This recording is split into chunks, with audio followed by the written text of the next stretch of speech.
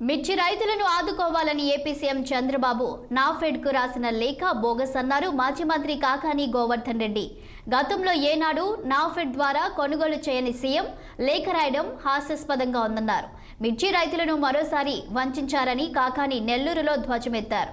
నిజంగా చంద్రబాబుకు చిత్తశుద్ధి ఉంటే మార్కెట్ ఇంటర్వెన్షన్ పథకం ద్వారా రైతులను ఆదుకోవాలని కోరేవారని తెలిపారు. ప్రభుత్వ వైఫల్యాలను వైసీపీ నేతలు ప్రశ్నిస్తుంటే ఓర్చుకోలేకపోతున్నారని ఆయన మండిపడ్డారు. జగన్ గుంటూరు పర్యటనలో ఉద్దేశపూర్వకంగానే భద్రత కల్పించలేదని ఆరోపించారు మాజీ మంత్రి కాకాని గోవర్ధన్ రెడ్డి.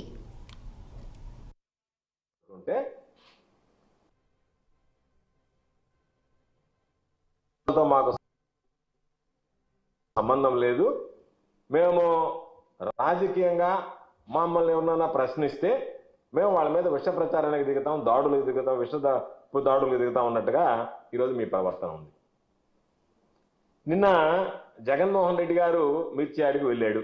సరే, మేము మీ మానసిక స్థితిని అర్థం చేసుకోగలం.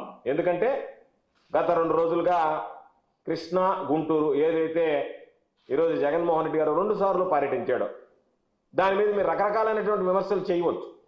ఏదేదో మాట్లాడుతున్నారు, నోటికి వచ్చినటువంటిదంతా మాట్లాడుతున్నారు.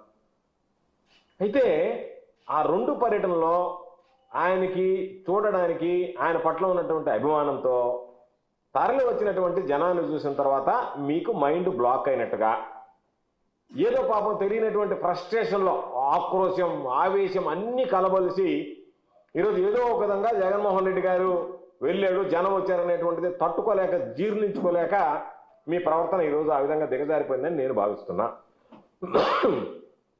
ఎందుకంటే అచ్చెన్నాయుడు మాట్లాడాడు, చంద్రబాబు నాయుడు గారు మాట్లాడారు. మీకు మాట్లాడడానికి చిల్లు ముంతలు దొంగిలించేటువంటి సోమిరెడ్డి లాంటి వాడు రావాల్సి వచ్చింది. అది కదా నా బాధ.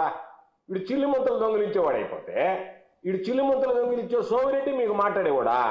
అంతకన్నా దౌర్భాగ్యం మీ పార్టీలో మాట్లాడేవాడు లేడా? కాబట్టి ఆ స్థితికి మీరు దిగజారిపోయారు. అది